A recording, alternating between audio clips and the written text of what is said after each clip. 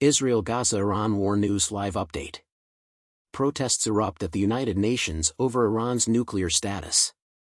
On Monday, China's UN envoy urged all parties to return to the negotiating table in order to get Iran's nuclear program back under the JCPOA's auspices. Bring good energy and new hope to the Middle East and the world, which are both experiencing persistent crises and instability, stated Fu Song, China's permanent representative to the UN, at a Security Council meeting, referring to the prospect of negotiations to resume compliance with the JCPOA. In July 2015, Iran agreed to limit its nuclear program in exchange for the lifting of sanctions by signing the Joint Comprehensive Plan of Action, JCPOA. China, France, Germany, Iran, Russia, and the UK are the present members of the Joint Commission on the Iran Nuclear Deal, JCNDA, and the EU is coordinating its efforts.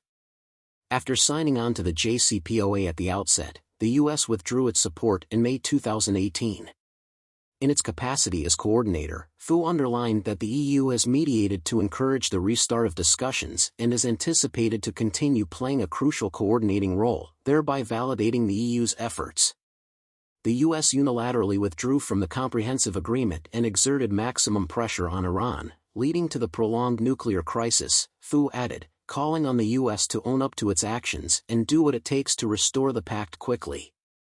US sanctions on Iran hurt mutually beneficial collaboration between countries, violate international fairness and justice, and seriously damage international law and relations, Fu added, referring to the United States' isolationist policies. He demanded that the United States end its illegal sanctions against Iran and end its long-arm jurisdiction policies toward other countries and people.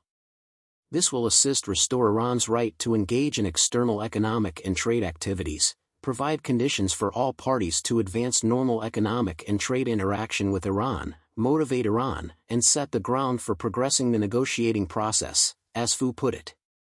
The appropriate way is communication and negotiation. Pressuring Iran would not improve the problem, he stressed.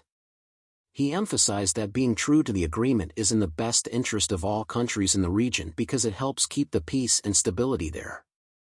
Some countries should not use the Iranian nuclear issue for their own geopolitical gain. Furthermore, they should not tie the nuclear negotiations to other topics, as this will impede progress in the negotiations and damage diplomatic efforts to resolve the Iranian nuclear issue, Fu stated.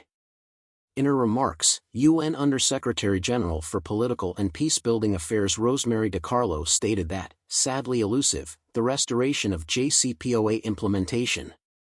She went on to say that the US has not gotten back into the plan or removed the penalties it put on Iran separately after pulling out of the JCPOA.